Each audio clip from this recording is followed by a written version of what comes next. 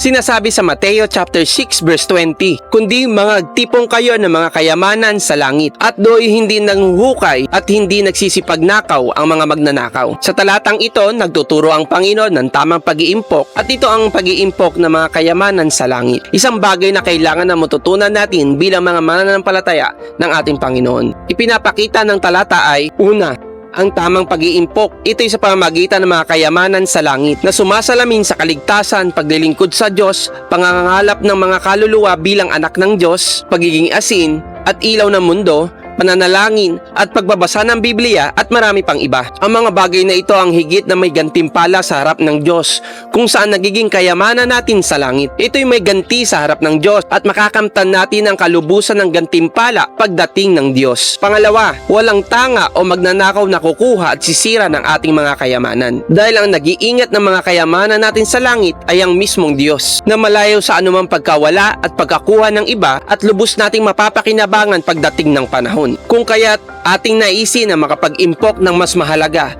at ito ang kayamanan sa langit, kung saan may malaking pakinabang sa atin bilang mananampalataya ng Diyos, dahil marami sa ating panahon ang pag-iimpok ng maling paraan.